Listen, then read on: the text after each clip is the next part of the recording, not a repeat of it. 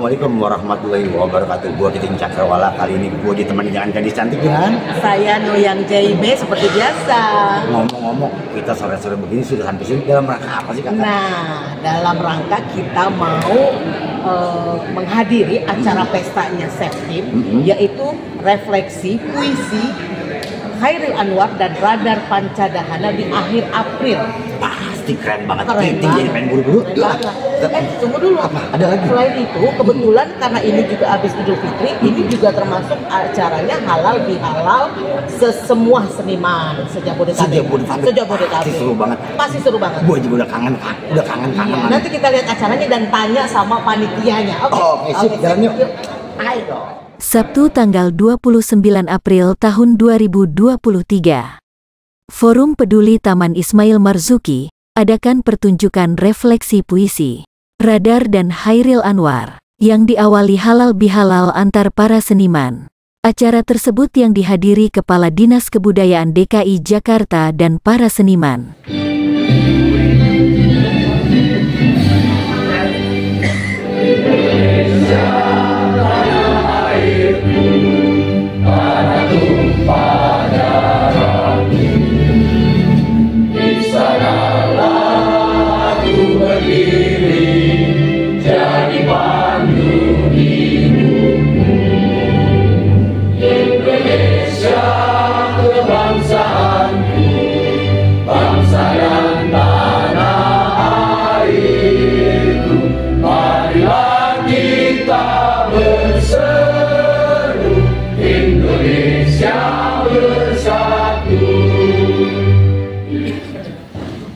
Assalamualaikum warahmatullahi wabarakatuh. Salam damai dalam kasih Tuhan, damai dalam kebersamaan. Mohon maaf lahir dan batin, dan saya berterima kasih atas kehadiran rekan-rekan seniman, Bapak Ibu, saudara-saudara pemerhati kesenian atas acara ini. Assalamualaikum warahmatullahi wabarakatuh. Selamat malam, salam sejahtera untuk kita semua. Om Swastiastu, Namo Buddhaya, salam kebajikan. Rahayu. Satu kehormatan, satu kebanggaan buat saya bisa bertatap muka, berada di hebatnya malam ini bersama dengan kawan-kawan semua. Tepuk tangan untuk kita semua. Bang Alexander dan segenap panitia, terima kasih banyak melaksanakan kegiatan pada malam hari ini terkait dengan refleksi puisi Radar dan Chairil Anwar. Bapak Ibu sekalian, saya agak bingung dibilang testimoni budaya, karena kita bukan budayawan, kita adalah pelayan di bidang kebudayaan. Khusus bagi Dinas Kebudayaan hanyalah seorang abdi negara dan pelayan masyarakat yang melayani aktivitas kebudayaan saat ini. Testimoni itu artinya kesaksian, gitu ya. Jadi apa yang sudah dilihat, apa yang sudah dirasakan, disampaikan kepada publik, dan itu menjadi bagian cerita kehidupan dari apa yang disampaikan oleh yang bersangkutan secara lisan. Saya mengenal Chairil Anwar pertama kali, saya suka koleksi majalah Intisari. Sampai sekarang masih ada. Tahun 68 dan 72 itu ada artikel tentang Chairil Anwar, kehidupannya. Nanti saya berikan artikelnya, saya titip ke Bang Eksan. Itu Intisari asli. Buat kenang-kenangan panitianya yaitu Bang Eksan, Intisari tahun 68. Itu jangan hilang ya. Jangan hilang ya. Itu hadiah buat panitia. Sedangkan Bang Radar, saya pertama kali mengenalnya pada saat saya menjabat Dinas Kebudayaan sebagai Kepala Dinas. Setelah beberapa lama mengabdi dari tahun 94 di PNS Pemprov DKI Jakarta, tahun 2000 saya menjabat sebagai Kepala Dinas Kebudayaan, dan pertama kali itulah saya bertatap muka dan berdiskusi banyak terkait dengan hal-hal bagaimana mengembangkan sebuah kota seperti Jakarta dari aspek kebudayaan. Testimonialnya adalah seperti ini. Dibandingkan dengan desa yang terlahir secara alamiah, sebuah kota tidak lahir secara alamiah. Dia lahir dan terbentuk dari berbagai macam aspek kehidupan. Dia diisi oleh orang-orang yang memang memiliki minat, bakat, visi, misi yang berbeda satu sama lain. Dalam pelajaran sejarah perkotaan, karena saya lulusan urban sosiologi, itu ada yang disebut megalopolis atau polis. Dulu di Roma itu, orang yang datang ke kota itu adalah orang yang meyakini punya kemampuan, punya keahlian. Dia datang ke kota berdagang, membuat puisi, dramawan, pandai besi, dan berbagai macam aktivitas ekonomi berkumpul di dalam kota. Hingga lahirlah berbagai macam orang dengan segala kemampuan untuk membangun imaginary atau citra dari kota itu.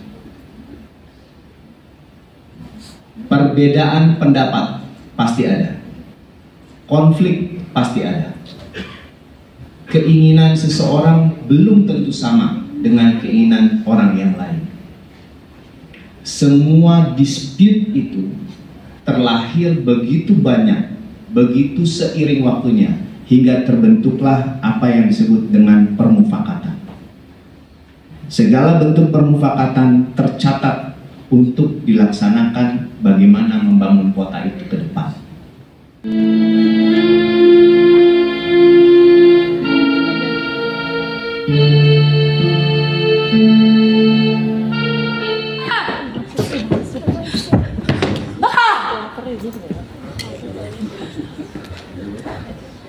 Inilah arti banyak dari satu kata.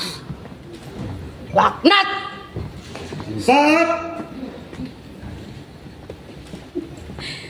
Inilah halte kehidupan.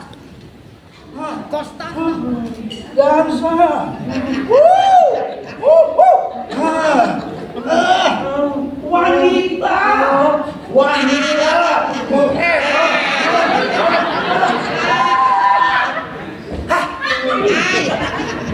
Salam hangat dan salam penuh kehangatan.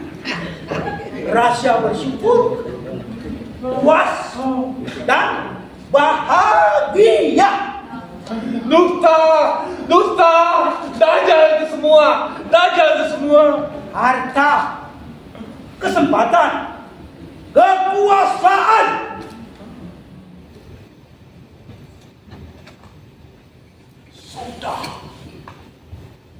Harapannya kita yang sehat, kasih kebugaran, harus tetap semangat berkarya, lakukan kerja kolektif, semangat kreatif, semangat inovatif, terus berkarya dan berkarya.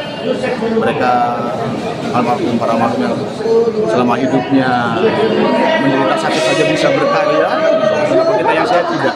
Saya kira itu harus bisa menjadi motivasi kita semua.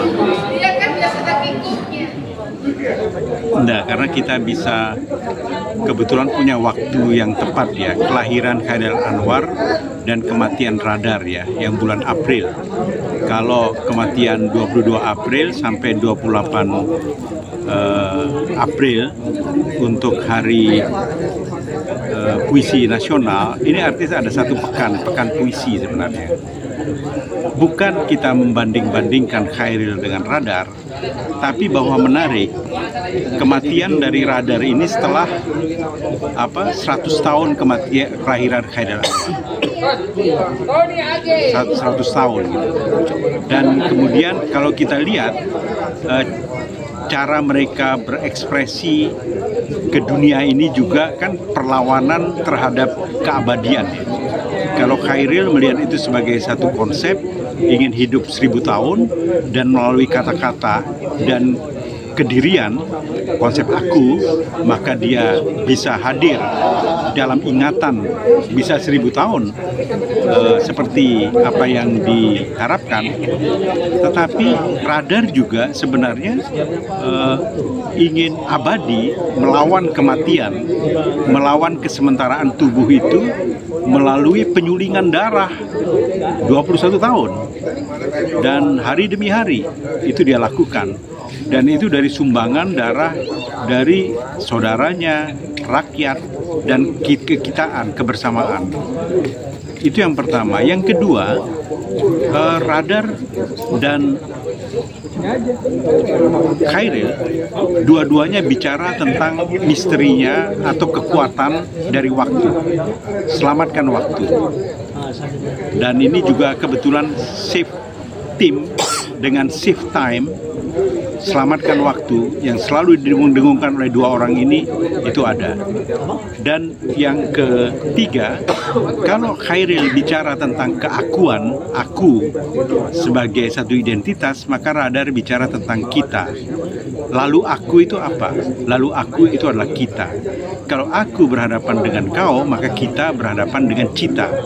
Karena itu radar berusaha untuk merumuskan tentang cita-cita kebersamaan, cita-cita kekitaan itu di dalam puisi, di dalam esai, di dalam kritik, dan di dalam teater dia.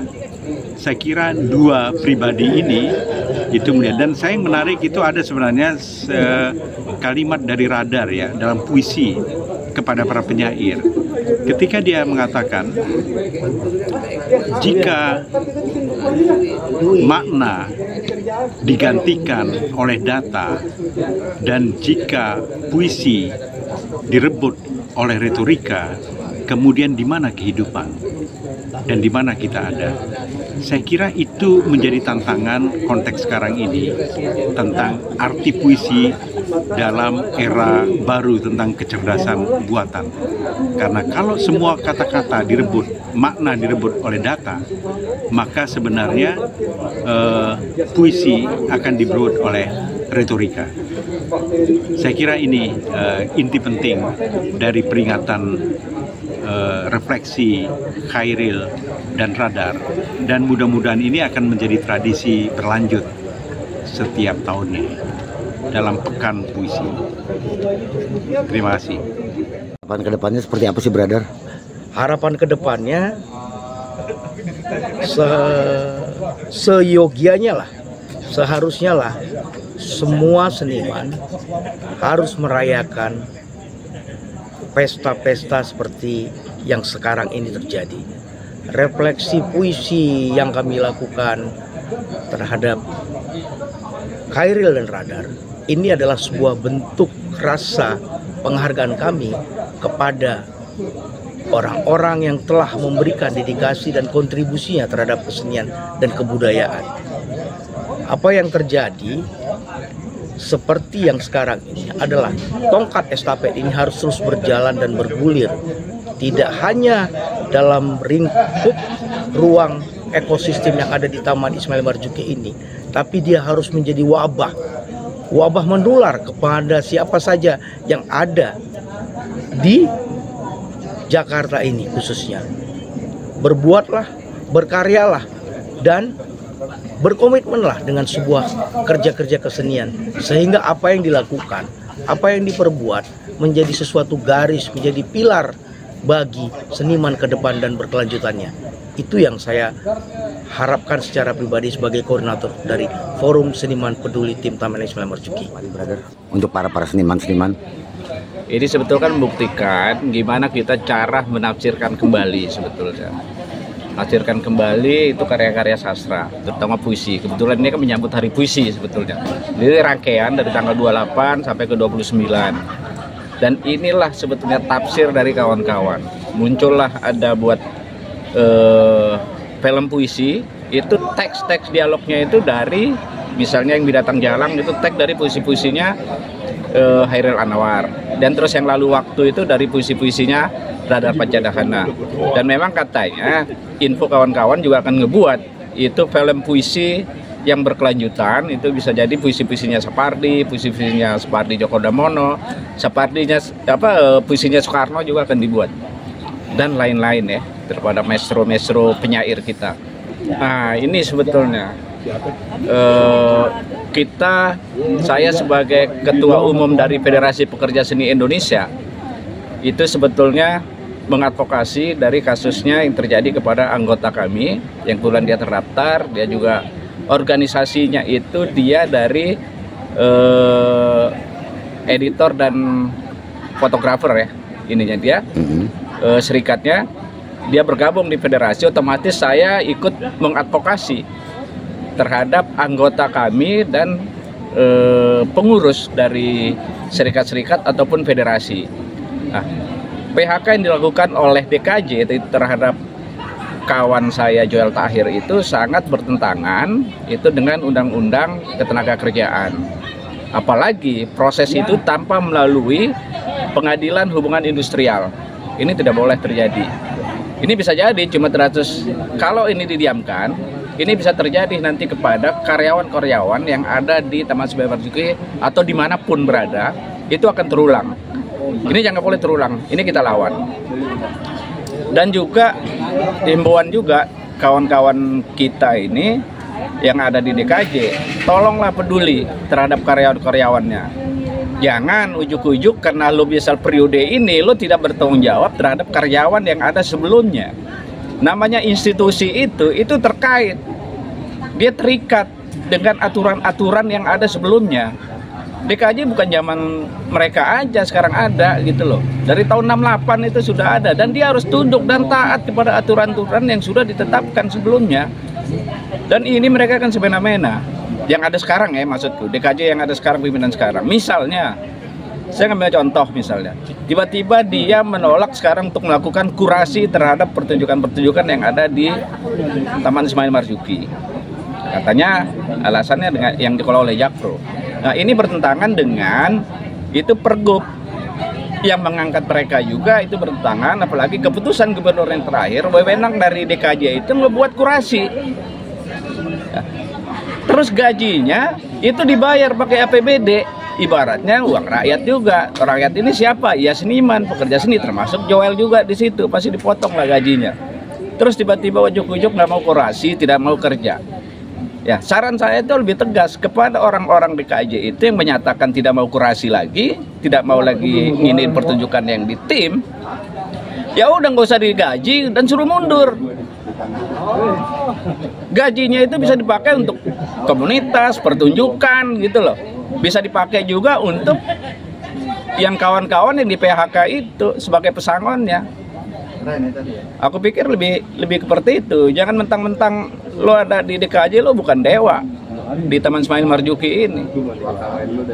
Nah ini himbauan saya, kalau lo tidak mau kerja, jangan terima gaji.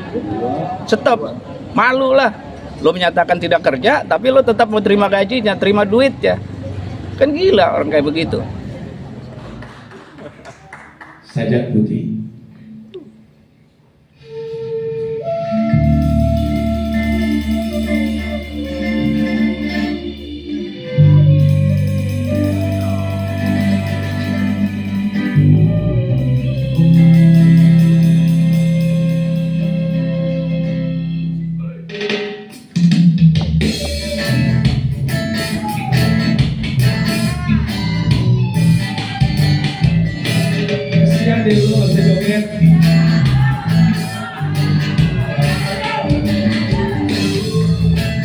Bersandar pada tahu warna pelangi, kau depanku berturut sutra senja, di hitaman kamu kembang mawar dan melati,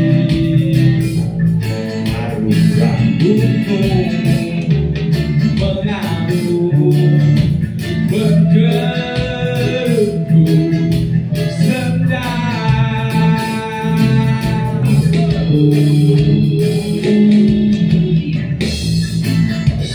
sepi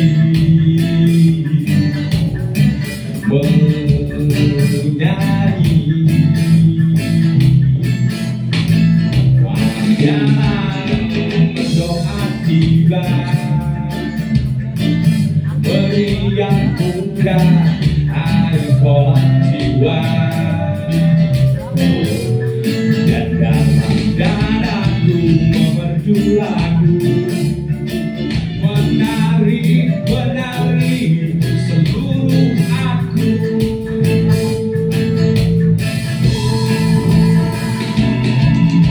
Hidup dari hidupmu pintu terbuka, selama matamu bagiku mengada, selama kau darah mengalir dari luka, antara kita mati datang tidak membelah.